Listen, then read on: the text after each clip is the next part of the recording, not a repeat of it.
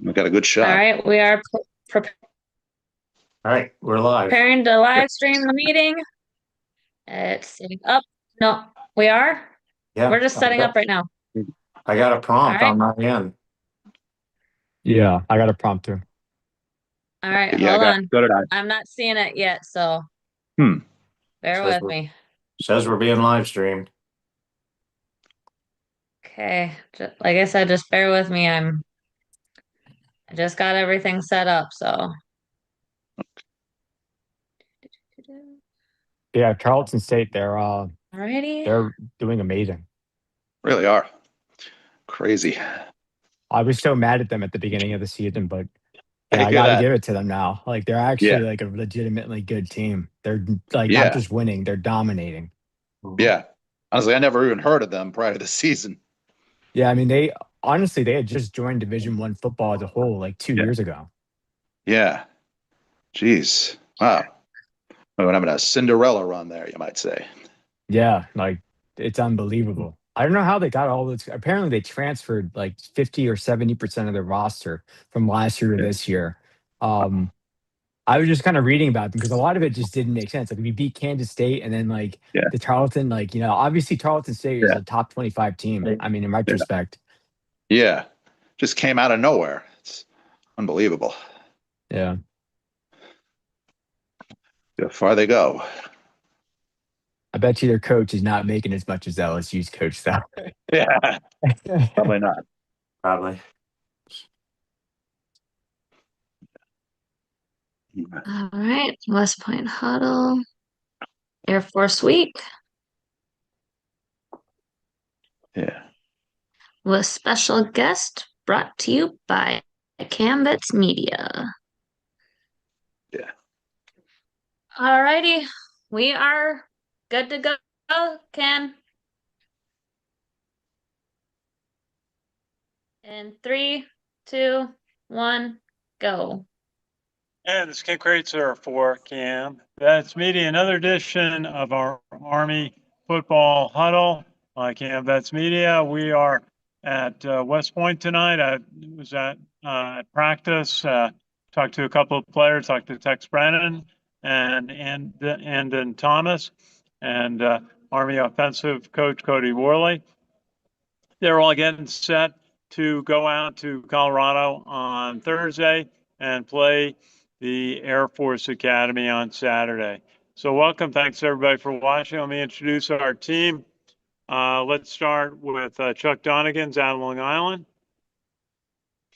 How you doing, Ken? Good to be Hey, here. Chuck.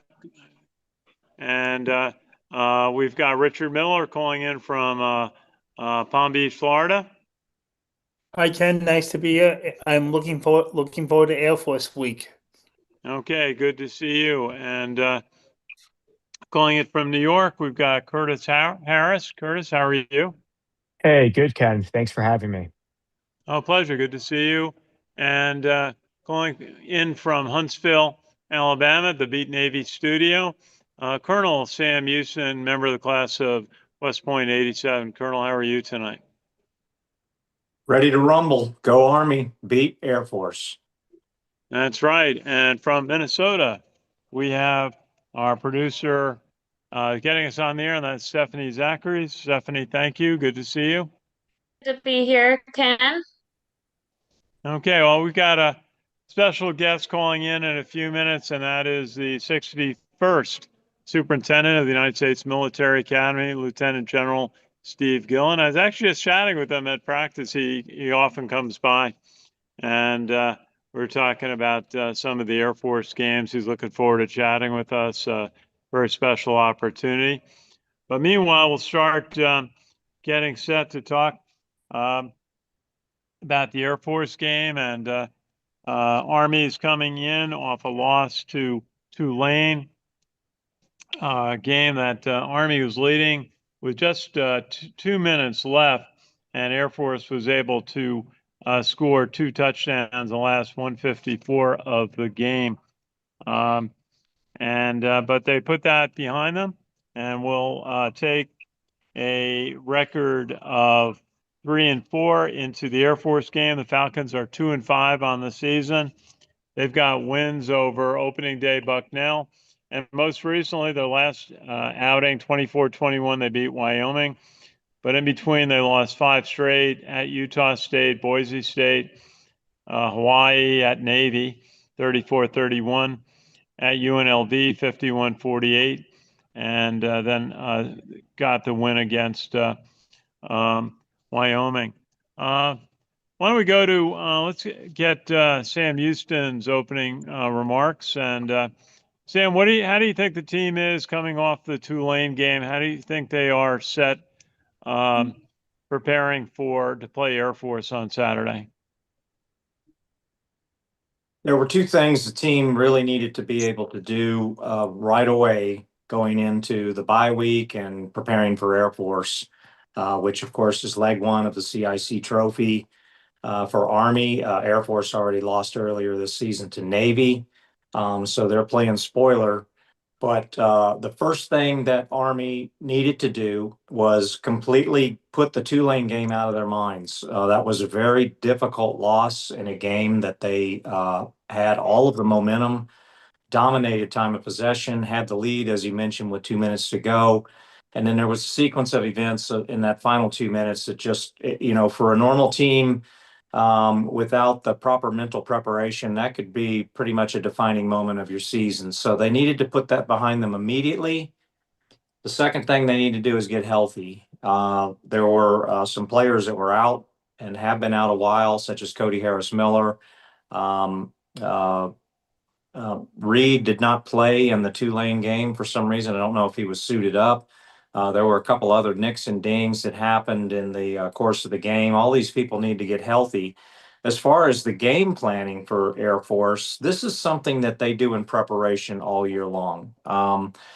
Part of their practice and preparation throughout the year is always taking some time out to spend a few reps preparing both offensively and defensively for the other service academies. Because remember, this is the number one goal of the Army team, and that is winning the CIC trophy. So I trust in Monken and his staff and the leadership, Thomas and Fortner, the team captains, for being able to get the team focused and prepared and ready to go to Colorado Springs and put forth their A game from the opening gun until the final play. Oh, Ken, you're muted. Hey, Ken, you're muted. Hey, Ken. We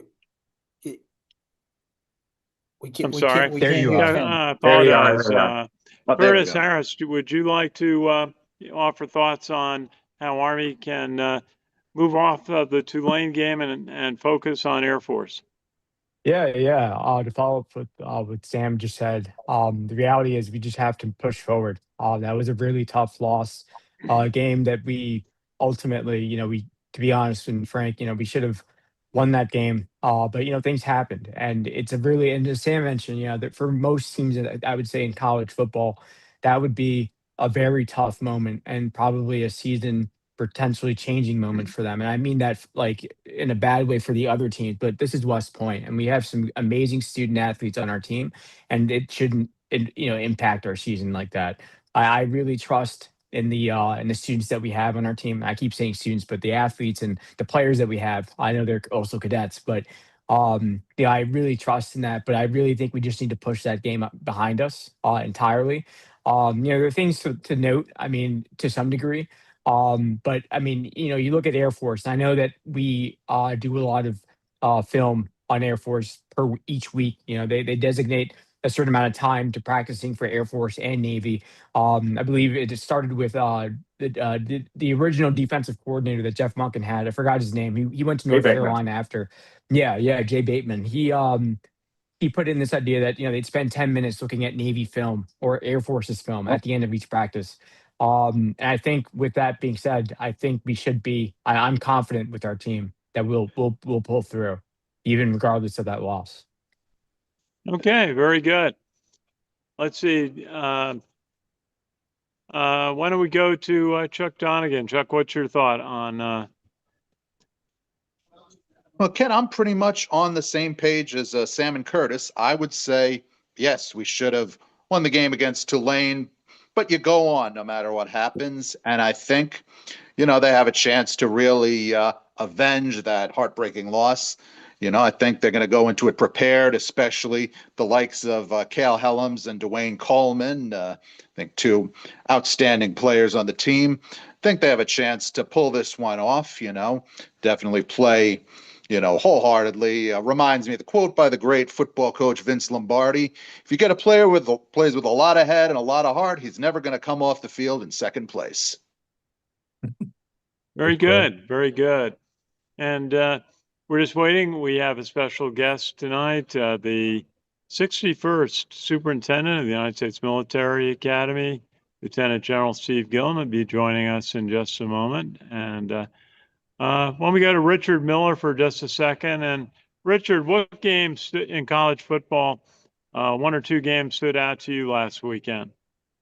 Let's see. One of two games that really stood out to me last weekend were, let's say, number 8 number 8 Ole Miss defeated number 13 Oklahoma 34-16. Ole Miss goes to 7-1, while number 13 Oklahoma falls to 6-2. And another game that stood out to me. Let's see. Another game that stood out to me was, let's say, number 21 Cincinnati 7-1 now, defeating Baylor 41-20 in that game. Baylor is 500 at 4-4. Good for Cincinnati. Okay, very good, very good. And let's see, Chuck Donegan, do you want to cover the games in the American Athletic Conference last week? It's actually just the American Conference now. Can you do a quick rundown? You bet, Ken. Quite a few good contests this weekend. For starters, we had the Navy-Florida Atlantic game, the 25th, that ended 42-32 Navy victory. And I do have to say, the game between Tulsa and Temple was a real nail-biter, ending with a 38-37 victory for Temple. Wow, it's another good one. Yeah, and another close finish took place in the Rice-UConn contest. That ended with a 37-34 Rice victory. And wow, there's close finishes all over the place, let me tell you. Memphis, South Florida, 34-31 Memphis victory. And, well, a more solid victory, I think, in the Charlotte, North Texas game, ending 54-20 in favor of North Texas. Okay, All thanks, right. Chuck. Well, our special guest is waiting in the waiting room. All right. Okay, well, let's have right. General Gilland join us.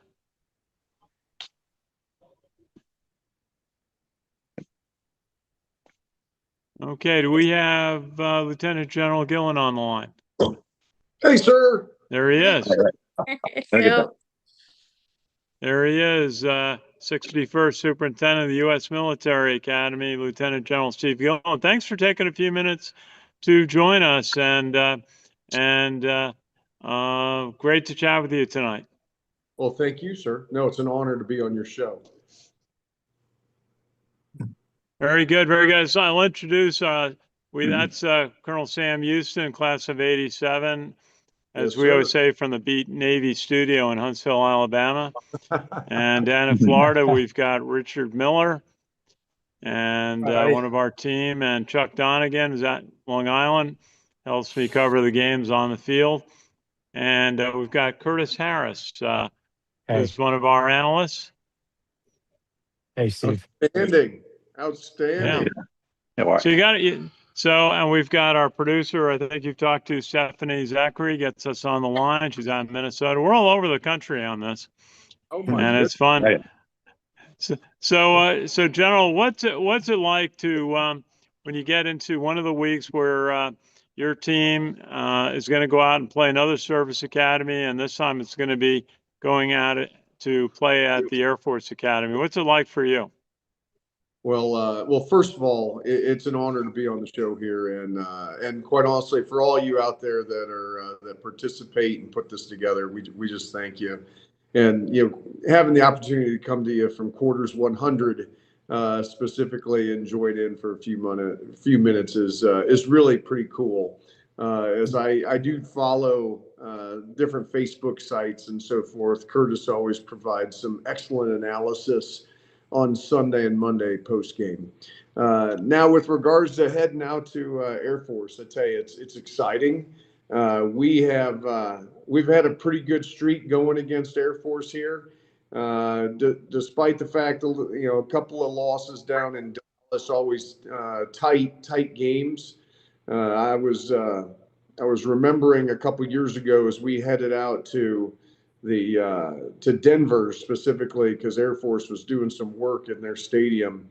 And I think Air Force was 17th or 18th in the nation at the time. They were 7-0 or 8-0.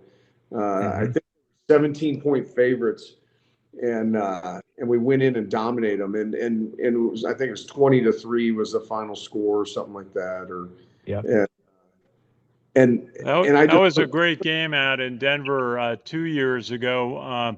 Bryson Daly really played well, and the team had a few disappointing outings just before it, but they used the Air Force game, a strong performance, to win out the rest of their season and have a terrific victory over Navy up in Foxborough. So, yeah, that was a pretty good day on Denver 2 years ago. What was it like for you?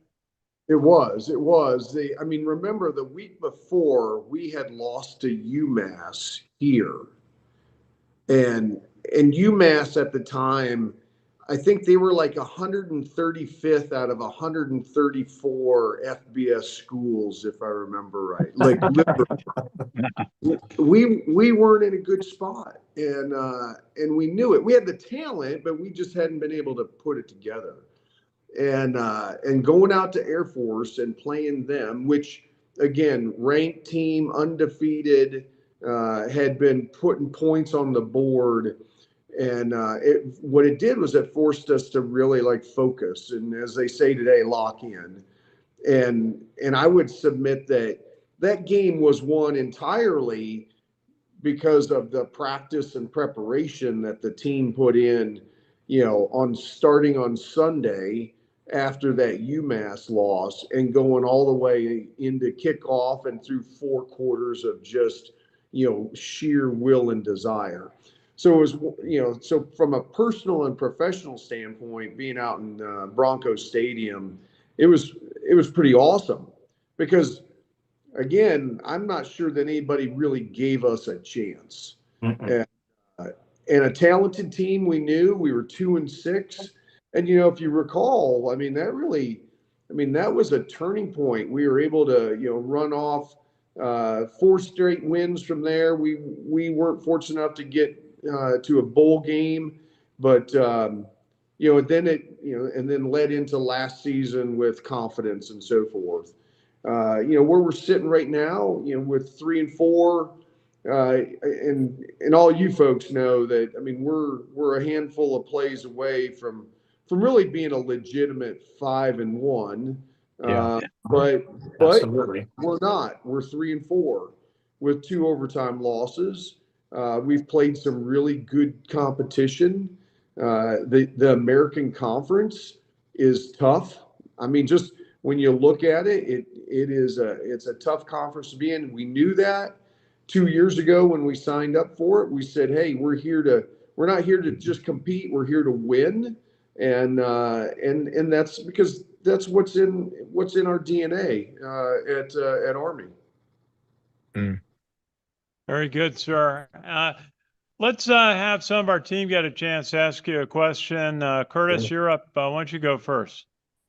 So I guess, in terms of the American Conference, when it came to joining the conference itself, how did that initially start? Did the American Conference reach out to West Point and say, "Hey, we have a spot and we'd love to have you a part of our conference"? Or was it you guys reached out and said, I know for a long time, obviously, we had been independent. We were in Conference USA. Prior to that, I think it was from 2001 to 2008. I think when we had Rich Ellerson or something around that time, we became independent again. Do you mind if you could walk me through that process, if you know of it, if you know how that process kind of went down? And I'm happy I love that we're in the American, by the way. I just was always curious about that. Well, remember that Conference USA time was a time that we not only have you forgotten, Curtis, but we all want to forget. Okay. Yeah, we want to forget that. Yeah. And the reason I say that because that was some scar tissue as we looked at the Yeah. American Conference. It really was. So as I look back, it was the summer of 23, but really, I'd gotten here in summer of 22, and there was some discussion about joining the American, and I really think Mike Buddy with the American Conference, they were the ones that were the I will call it the originators of let's have a discussion. But what did that all stem from? It stemmed from this increasingly competitive college football environment or space, domain, whatever you want to call it, that, as we saw conferences, starting to come together or disband, fracture, and picking up new teams. And it was really about competition. I mean, how do you schedule the competition that we need to be scheduling? And that was really, as you think about the premise for how do we see the future playing out? Because as we think about the conference, people, if you got 8 to 10 conference football games, that's you only got to come up with a handful of non-conference games. And for us, Air Force and Navy being a non-conference game, that's 2 guaranteed right there. You got to come up with 2 other games. For a while now, we've been trying to get a Power 4 team in there. It's great from a branding perspective. It gets us out across the nation, and quite honestly, we have played very very tough teams, and we've played them well. Now, outside the LSU team, a couple years, couple seasons back. But you look at K-State this year. Go back to Michigan. Oklahoma. Go back, Wisconsin, Oklahoma. I mean, Ohio State in 17. Yeah. And granted, we lost Ohio State. I think it was 33 to 17. 20 or 17. Sure was. It was in the first half. It was 17-10. Yep. And so we rise up and play that competition pretty dang well. Not to mention they just have a tough time with it. So why do I say all of that as some background? Well, again, the competitive era of NIL and big conferences coming together. If you're on the outside looking in, you're not in a very good spot. And so that was one of the driving factors. And Conference USA was not a good experience for Army. There's no doubt about it. No way. I remember 0-13 one year. Yeah. Jeez. And so there were a lot of people out there that, sent me some cards and letters and a few phone calls that were like, "Hey, Gilland, you sure you want to be doing this?" Like, we saw this 20 years ago, and it was not fun. And now, thankfully, though, we as an institution and through our Army athletics, we have evolved, and in order to be able to compete, but not just compete, but like I said, to win. And that was one of the things that we said going into the American. We're not here to compete. We're here to win. Yep. And I think that sets a tone, particularly when you look at the talent that resides out there. Yeah, and congrats on us winning the our first year, our inaugural season in, and we won it. I mean, that was incredible. Right. Yeah, absolutely. And again, a special team. Every one of the teams are special, but we had we really had things. And in today's world of college sports, I mean, there's a degree of luck that goes into it. Now, we can define luck in all different ways, which includes both good and not so good luck. Last year, the ball bounced our way. Sure did. It hasn't bounced our way like we thought it would, but it's also a different team. And still incredibly talented, hardworking. I tell you what, our cadet athletes, I mean, they put so much into their sports. And this team, I was up there tonight, and as they're getting ready for Air Force. Now, this is the biggest game of the year for us, undoubtedly, because this is what sets us on the path to be able to win the Commander-in-Chief's trophy. Yep. Okay, let's have Colonel Sam Houston jump in with a question. Hey, sir, great seeing you. It was great seeing you for 3 straight games in a row, especially in New Orleans, Tulane. I know Stephanie enjoyed getting some selfies with you too. But that being said, the Tulane game, we were talking about it before you joined. It was a game, obviously, that Army had a lot of momentum going into the final 4 minutes of the game. And then at the 2-minute mark, they were still up by a touchdown. And then there was the entire sequence of events, which can be heartbreaking of a loss and can be devastating to a team that does not have the ability to kind of compartmentalize that and put it behind them. Have you had the opportunity, I'm sure you have, in talking to the team and addressing that, how do you feel they have dealt with that final 2 minutes at Tulane and being able to put that behind them and be ready for Air Force? Yeah, here's one of the great things about our cadet and cadet athletes is that, and just like for us, I mean, being in the military, I mean, if you sit and dwell on something, you got to learn from it. You got to AAR it, which is what the team does, and then you got to be ready to move on to the next mission. And because I mean, that's part of our makeup. And if you're not moving on to the next mission, then quite honestly, I think you're holding others back.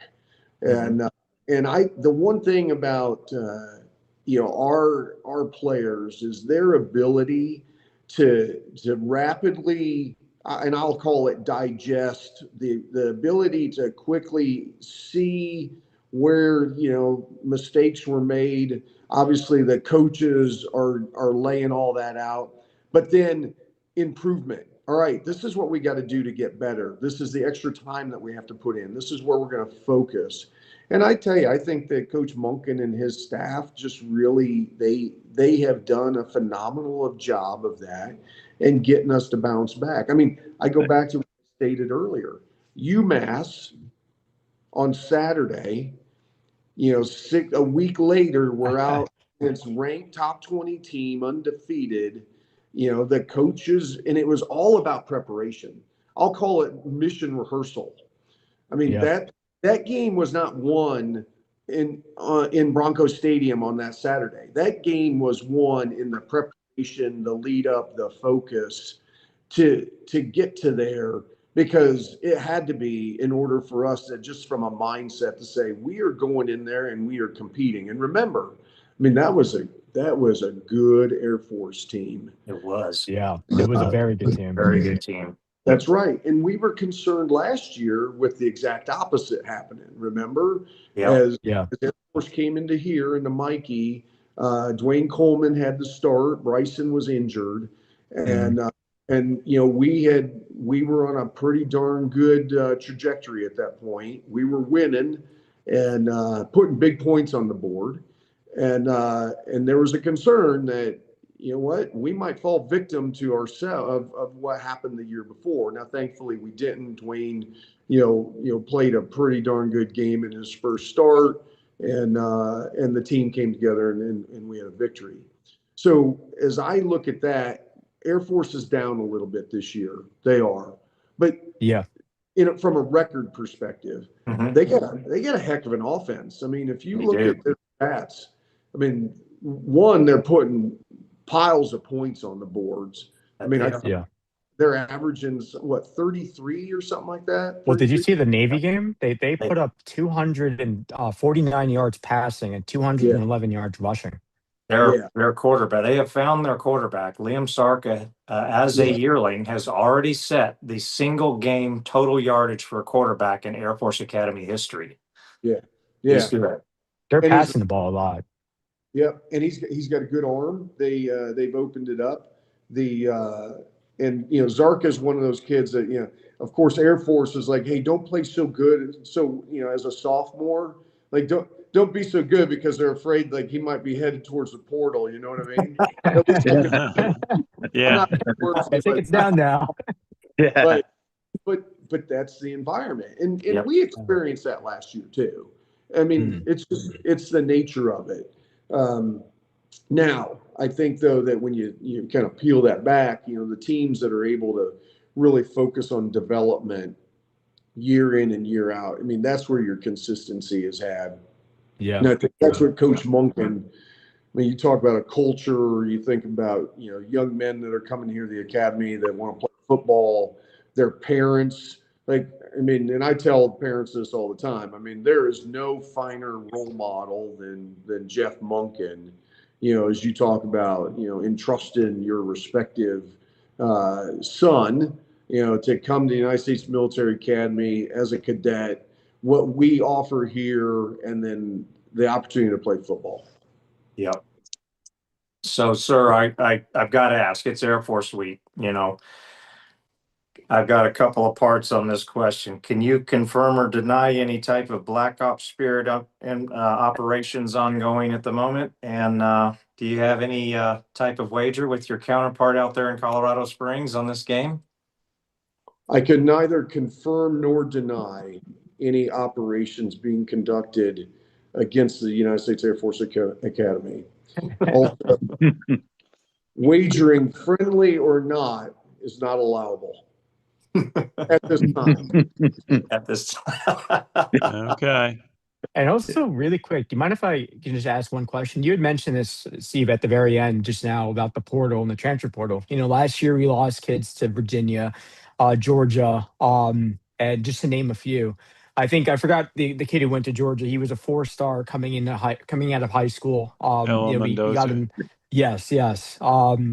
Fantastic kid, and I wish him the best at Georgia. I've been trying to follow him, but when it happens at West Point in terms of these colleges or other colleges trying to poach our players, are they reaching out to them? Like, how are they connecting with them? Are they like reaching out via email? I don't know if you have any insights on this. I'm not trying to, rip the bag off of it. I'm just like curious as to how that all kind of transpired. Was it after the season was over, they kind of took a step back and looked at it, or was it like throughout the season? Because I just remember our running back, he went to Arizona State and he made the decision right after the Army Navy game. I don't discredit him for his decision. I wish him the best. I literally love these kids no matter where they go. But go ahead. Yeah, no, of course. I mean, well, first of all, I mean, I wouldn't put it in terms of poaching or stealing or anything like that. That's the nature of That's the new nature. Yeah, and there's a lot of people that don't like it, but I mean, we talk about as we think about for our cadets. I mean, you got to be able to adapt.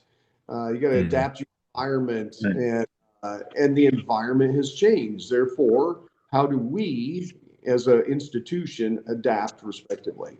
I think that there's a number of ways that what you see, not only through individuals, mom and dad, coaches, heck, I even think it's your respective friend network even that, if someone's got a friend that's at one of those teams, they're like, hey coach, I know a really good outside linebacker. I know a pretty darn good running back that I think would be a good fit here.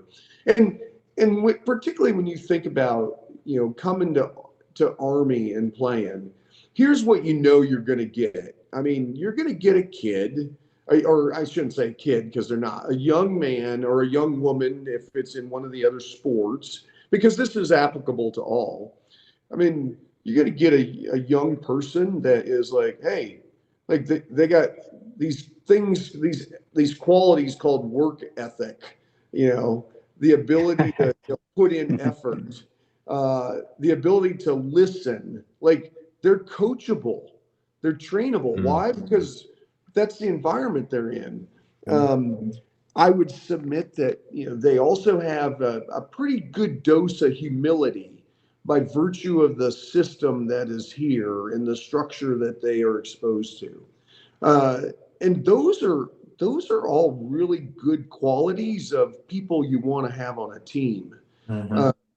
And so when you take that and you think about, the culture from, here again on any of our Army teams, I always say, hey, look, you may be out talented, but you better not be out efforted, outworked, or out hustled.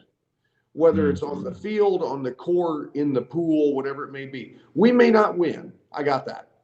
But by God, if it's a 60-minute game, it's a 40-minute game, it's a 90-minute game, it's an 80-minute game, whatever it is, like we are, the mindset is we're giving our best from when the gun goes off to start that clock until the buzzer sounds when the clock hits 0. And so I think that's one of the aspects of, other teams out there. They see that. And those are qualities. And I mean, I think that all these teams, young people across the board, I'm sure they have these qualities because they want to do well, but are those qualities really exemplified and are they ingrained in those young men and women that are in these other institutions? I would say for the most part, I would like to believe they are, because particularly those that experience, a very high level of play and winning. But I would submit the academies, I mean, hey, these young men and women are signed up for some service. And particularly when once they've been affirmed. And I think those are intangibles that coaches out there are looking at, because those things matter, not just from a team perspective, from a life perspective. I agree with that. Yeah, that's why I've been following all the players that have left and transferred, and I just wish them the best, and I love them. As much as I wish they were at Army, I love them as if they were still at Army. It's an incredible thing for them. Yeah, I've been trying to follow Mendoza and Udo both this season, and I remember there were a lot of people who were being critical of their decisions to leave the academy, and I would have to point out to them that anyone who's at the academy is free to depart the academy at any time up into the day they report to their first academic class, their Cal or junior year, and people, cadets do it all the time in those first 2 years, and we don't question that they do it. But when it's a football player, someone wants to criticize it, and I do, like Curtis, wish them the best. Absolutely. That one running back's doing well at Arizona State, by the way. He's really putting up some numbers here and there. Yeah. I mean, those are talented. They're talented players, and I mean, it certainly hurts that we don't have them here. But here's the other thing. I mean, in today's college sports space, that's to be expected. And I'll tell you, Sam, I'm with you. I mean, nobody talks about. There's quite a few cadets from each class every year that says, "Hey, wait a second, this is not for me." And you know what? I'm okay with that, because the last thing we need are as a Cal or a firstie or out in our Army as a lieutenant is someone that is not committed to this profession. Roger that. And if you discover it, hey, remember, like, look, I mean, for people that make decisions to come here, we all have different reasons for it. And I'll be the first one to tell you. All right, Steve Gilland in 1986, didn't show up at West Point because it was all about selfless service. I'm not sure I even knew.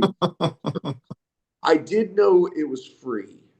And I tell people that. I mean, I grew up on a farm. I had no idea what this place was. Our Day was my first experience here. Oh, God. And I'd never visited. I had no experience with the military.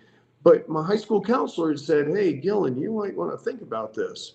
And when I saw it was free, hey, that was an opportunity. I also, here's the other thing, our young men and women that graduate from here, their respective active duty service obligation is 5 years. That has been the case since the late 1960s. Okay. 5 years. Aviators are 10 years after flight school. And then our cyber is a 6-year commitment because there's some graduate schooling in there. And then we have quite a few cadets who they select themselves for additional 3 years in order to get branch preference or their post preference. I'll be the first one to tell you, I'm not sure I'd been signing up for 3 years extra for branch or post. I just think that we collectively have got to realize that. And when young men and women, who serve their respective, service obligation, like, we can't fault them that they make a choice to do something else. That's okay. Exactly. Yeah. That's okay. Yep. And they're young, Totally. Hey, General Gilland, how are you on time? You have a few more minutes for us? I'm good. Yeah, I'm good. So I feel like, holy cow, 30 minutes burned by here. Hey, let's see. Well, Did it's been great Richard having you. or Chuck have a question? Okay, I'll take this one, Ken. Okay, Chuck, go ahead. Yeah, Superintendent, I was wondering, obviously, we've seen a lot of highs and lows for Black Knights football over the years. Are there any eras that particularly stand out in your mind? Any errors? Errors. Yeah, errors. Like errors of time. Time periods. Oh, eras. I'm sorry. Time I thought you periods, were yeah. like, Errors. I mean, Yes. and I'll tell you what, there's been a couple of fumbles on the 1 yard line that have stood out. Let's start naming names. Yeah. So I will tell you. I mean, you talk about errors, and my respective time associated with Army football as a cadet, we were 3-1 against Navy, 86 to 89. I didn't go to another Army football game literally for over 20 years because I was off in the Army doing other stuff, and life kind of got involved there, and kids and deployments and so forth. But I will tell you, as we went through that spell in the the early 2000s leading into 20 really to 2015 16, and we hired coach in late 13. He had work to do, but my time as the commandant, the 17-18 season, couple bowl wins. I mean, we went down to Dallas and we crushed Houston. Yep. 72 to 14. 70 to 14. Yep. I mean, Yep. I did so many push-ups that day. So many push-ups. That's right. It was Right. Oh my God. And, we also played San Diego State in a bowl. Yes. Yeah, in the bowl game. They had that great running back too. One of the greatest bowl games I've been to. I mean, their running back, I forget his name. Penny. Yeah, he ended up going to the NFL. He was a Rashad second-round Penny. pick. Yeah, Rashad Penny, yeah. Rashad Penny. Seahawks. He reminded me of Derrick Henry, who came out of Yeah. Alabama. Yes. Yeah. I mean, when that cat lined up in the I formation, our defensive linemen were smaller than him, but in the end, we beat San Diego State. We sure did. And so when I look at that, and I look at what our team has done, over the past 3 years, of course, you think about the eras. I mean, those are hard to beat. I mean, a couple of Commander Chiefs trophies in there. I just think, when you look at Coach Monken, and I mean, and I got it, Jim Young era in the 80s. In the 80s. 90s, pretty powerful. And then of course, Wishbone offense. Yeah, you got to go back to the really the 40s and 50s, really. Yeah. And that was a different time frame. Was definitely. And so I just think that when we look at the success that we've had, and I know some people, this is blasphemy, but hey, Navy's doing pretty well, and they did pretty well last year too. Yes, and the fact is that when we look at the academies and competing at the level that we're competing against, if you boil down to analytics, that should not be happening, Yeah. That's but correct. it is. And why Yeah. is it? And it comes back to coaches who are building teams, it's culture, it's development of players, not only on the field, but in the weight room, in the film room, as leaders in our Corps of Cadets. Like those are all factors that I believe go into it that make, particularly over the past 10 plus years with Coach Monken. I mean, he's a committed coach to that.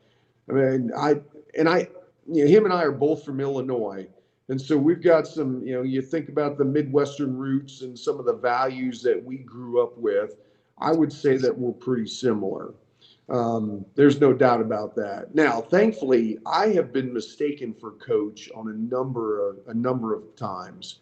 Coach has never been mistaken, for me though. So, But for a long Yeah, time, yeah. I used to think, when we hired Rich Ellerson in 2008, I believe, I thought that the only tier to Army footballs, we were going through the streak of losing to Navy, and we were having all these struggles back then. And this was the early 2000s stuff. I thought it was us joining or going back to the triple option, going back to our roots of Jim Brown and what we did in '96 when we took Auburn into overtime, or almost took them into overtime and lost in a bowl game. They were ranked number 22. We were ranked number 24. Going back to the triple option, it didn't seem as if it just needed to be the triple option that got us back to the success we had in the '80s and the '90s, or the late '90s. It seemed as if, when we had Rich Ellerson, I'm not like counting him out. Like he's a terrific guy and a great coach, but you look at those teams that he had. We had that one bowl game where we won it, but it wasn't just having the triple option; it's having the culture that you mentioned, that Jeff Monken has really put in, that changes everything. Yeah, So I'm very thankful for Jeff Monken. I can't thank you enough. totally. And the thing that relates Jeff Monken to me, which on a personal standpoint, it kind of is like it came full circle for me because Paul Johnson was the offensive coordinator at my high school when I played running back in Avery County, North Carolina. And it's really something that when Bob Sutton got fired, Paul Johnson was down at Georgia Southern and he was available and he was just waiting to pick up the phone to take that Army job, and he didn't get it. And you imagine how different things might have been at that time if Paul Johnson had been the man who'd been offered the position. And then the dark ages started almost immediately 2000. Paul Johnson became Navy's coach. But to have a disciple of Paul Johnson bringing Army back to relevance is really very a good feeling. And sir, you mentioned Navy. I thought I would just mention that Navy and Tulane are the only undefeated teams in the American Conference right now, and this is 2 seasons in a row where this late in the season, a service academy is undefeated in conference play and vying for a possible bid to the conference championship. Yep. Yeah, that's right. Now here's the other thing, though. I mean, when we look at, people talk about the triple option. I mean, Coach Monken is not a triple. I think the tagline out there, says Coach Monken is a triple option, but like we haven't ran, what a triple option is. Yeah, Here's what I think it is. I think it's other teams, they do not want to play us because, one, they know that they are going to go against, 11 players on the field that are coming out there to knock their teeth out every single play. First and foremost, and that's something that is, holy cow, every time I'm getting hit every time. And I think that the preparation that goes into it's less about the plays. It's really about, hey, we got to line up for 80 plays, which, by the way, I mean, with our ball control, the possession that we have maintained throughout this year, I mean, us running 60 to 80 plays is like the average, and that takes a toll. And as a college football player, knowing that you're going to get your head snapped back, 60 to 80 times a game, like that starts to make you think. And oh, by the way, they're not going to give up. There's no quit. They're coming after you every single time. And I think that is where, outside the offense, and Cody Worley, who's, working through it. And remember, you got to play to your strengths. I mean, and how do and each year the strengths may be different. And how do you adapt and adjust? And then, of course, the other teams gets a vote. There's no doubt about it. Yeah. And I think that's one of the things that we do. We adapt. And remember, here's the other thing. And for Sam, good thing is that, Johnson was your coach in high school. Hey, none of us are football coaches. All of us think we are, or like we all think we are, but none of us are. None of us are, yeah. And thankfully we get the ability to talk about it, but the fact is, hey, it's hard. I mean, there's no we're not doubt the doctors. And regardless of where you're at, and the fact is that our Army, again, through all of the different sports out there, hey, it's about preparation, and does the team go out there and execute the plan? If they execute the plan and they execute it well, as designed, guess what? You got a chance to win, no doubt about it. Absolutely. And speaking of coaches, really quick, I don't want to take up too much time, but have you been following all this changes in coaching, the coaching carousel throughout college football? I guess recently LSU, they just lost, I forgot his name, Brian Kelly, I think was his name.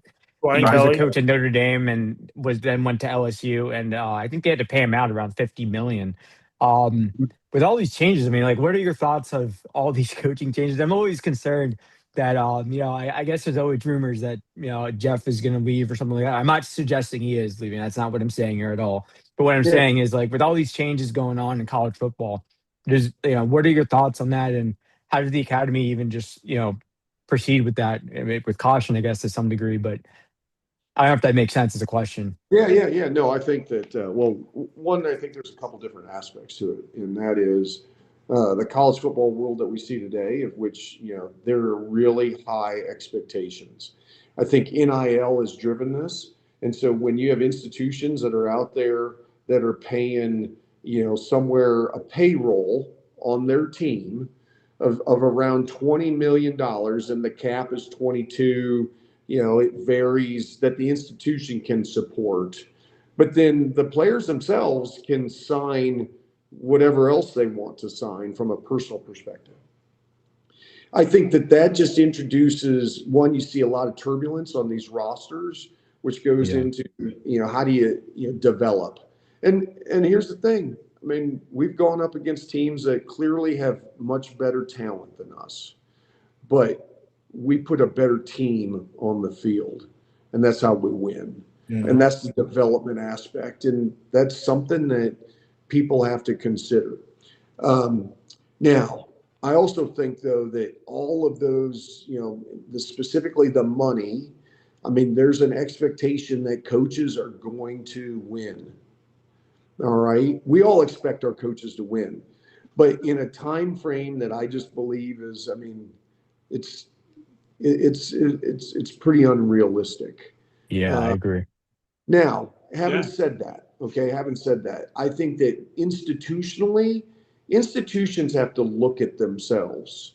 And this goes to the respective buyouts. And now the beauty of it is guess what? Hey, we get to live in America.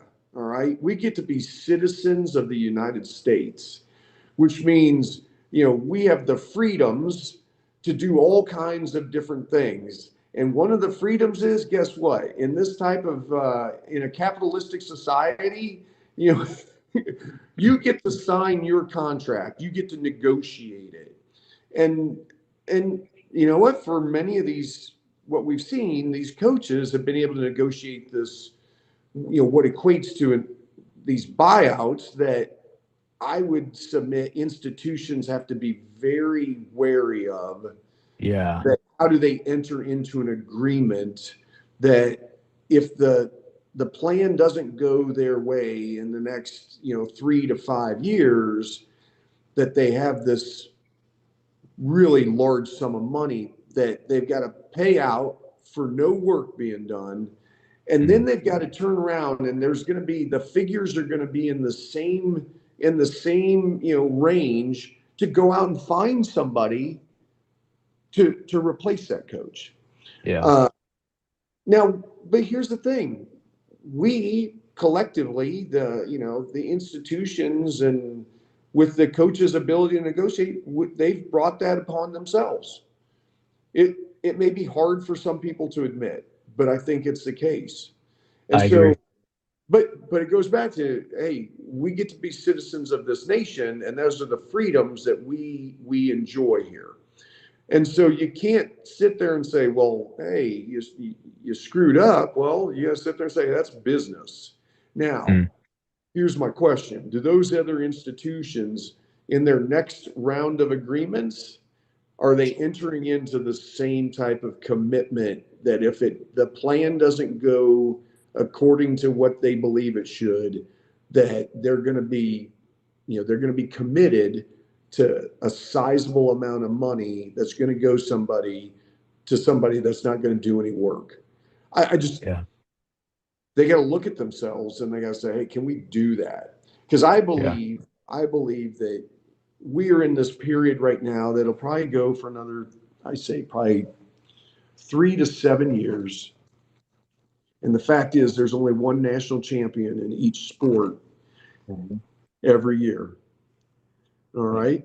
One. And there's people that expect to have national championships At every school. because they paid for it. They've committed themselves to support championship teams. And how long do those folks stay committed they're committed to the institution, but how long do they stay committed from a financial perspective in that space when there's other ways that they can commit, through their philanthropy and so forth, that they can commit to the institution that maybe gives some different returns on investment. Right. Okay. Well put. Well, we want to thank Lieutenant General Steve Gilland for joining us.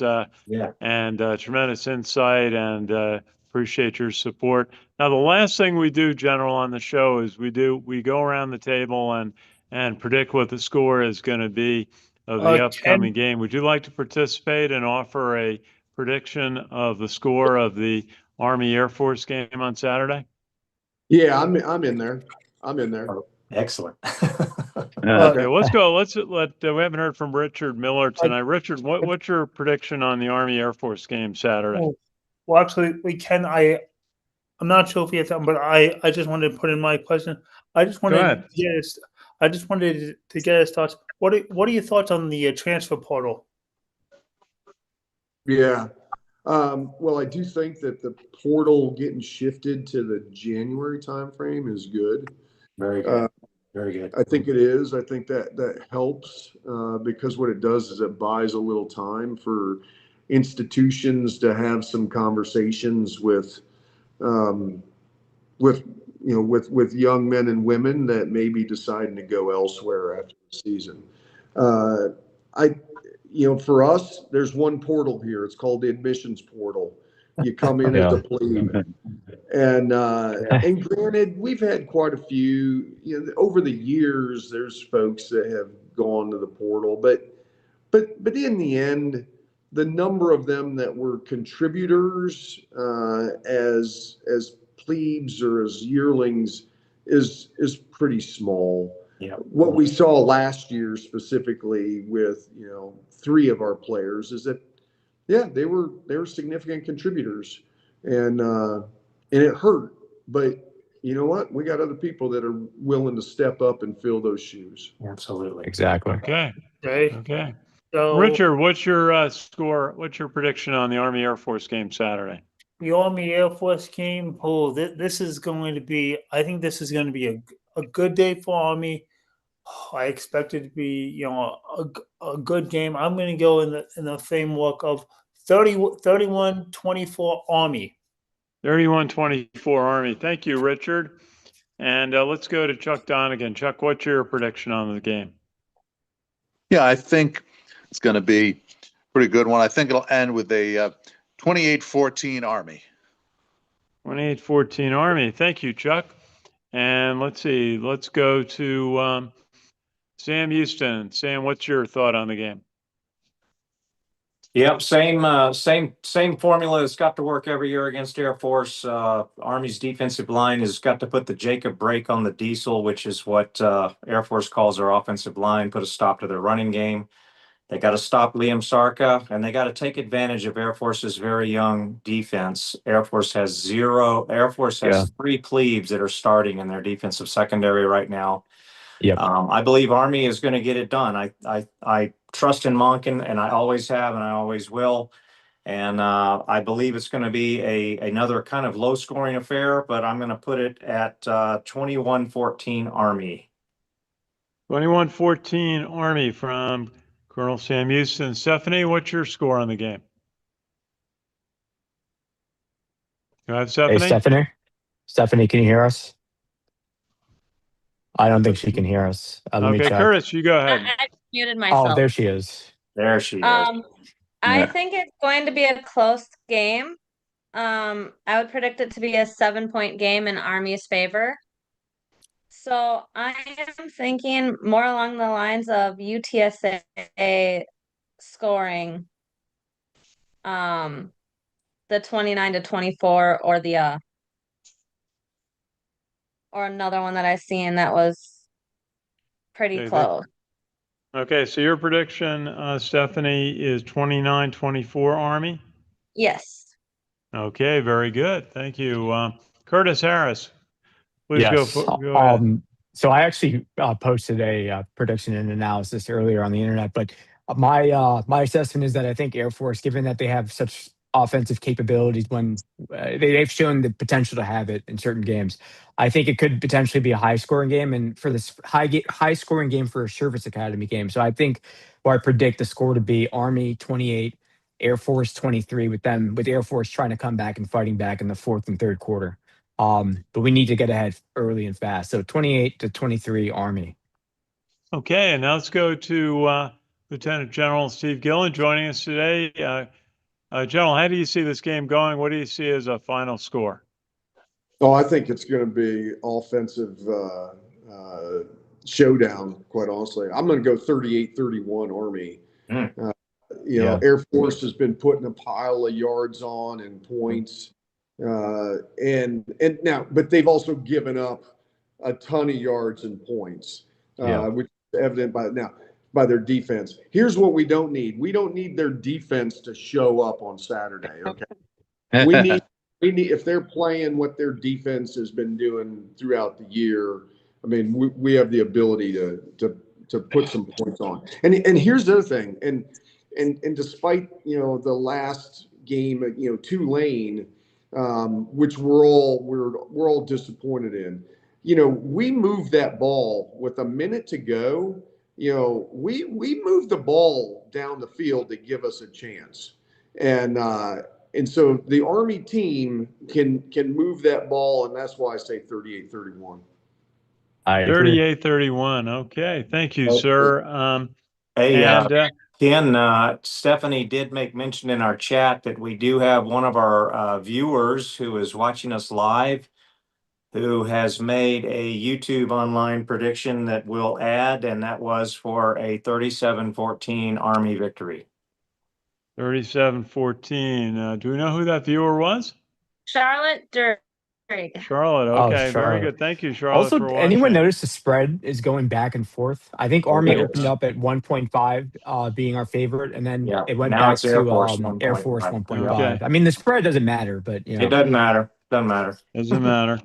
Hey, I just think this game is going to be an opportunity for Army to, control the ball, score, run some long drives. They had 2 80-yard drives against Tulane. And I'm going to go. I think the defense is going to hold down Air Force. Nate Woody will and with his two linebackers, Andon Thomas and Caleb Fordner, will keep it down to 17. So I think I'm going to go for 31-17 as Wow. the final score in the game. Well, I just wanted to thank everyone, and in particular our special guest, Lieutenant General Steve Gilland, for joining us. General, any final thought on the night? Beat Air Force and beat Navy. Beat Navy. Absolutely. Thank you, Yeah. sir. The We'll Air see you out Force. in Colorado on The Air Saturday. I just Force. want to thank everybody here. We've got Curtis Harris, we've got Chuck Donegan, we've got Richard Miller, and we've got Stephanie and Colonel Sam Houston. Thank you all. And this is Ken Kraetzer for CaMMVetsMedia. We cover cadets, midship, and the military and veterans proudly since 2008. Thank you all for watching. Take care. Beat Thank you Navy. guys. Beat Air And thank- Force. Yeah. Beat The Air Air Force Force. Thank you. in Colorado. Okay. Thanks again, sir. Appreciate it. General, thanks again for the time. Is that now the portrait behind you? Is that, I can't quite see, is that General Eisenhower? It is, sir. Yes. A former Army Casual. football player, of course. There you go. Class 1915. Yes, sir. Yeah, Yeah, you've and he- definitely got the the famous best game he backdrop of played. any of us. Yep. Yeah, I've read the book about the famous game he played for Army when the Carlisle Indians team came in, coached by Pop Warner with Jim Thorpe on that Yeah. squad. And what a Jim day that Thorpe. was at West Point back in, I think it was 1912. Yes, sir. Jeez. Yeah. Soup, it will be right. a pleasure to see you again at the Temple game at West Point. Obviously not this weekend, but it will be a pleasure to see you. Yep. I look Okay. forward to seeing y'all. Joe, I'll let Thank you go, but thank you. We'll see you. We'll see you out in Colorado. You got it, sir. Bye. All right. Take All right. care. Sure, Good Thanks night. so much for joining us. Okay, Have a good thanks night. everybody. Thanks Good for job. joining us. Pleasure. All right. See you Appreciate it. guys. Hey. Okay. Bye. All right. Thank you guys for being here. It was a Pleasure. pleasure Okay. having My pleasure. Soup with us. All right. Excellent. It went well. Take care. Hey, It you did. Thanks so too. much. Bye, guys.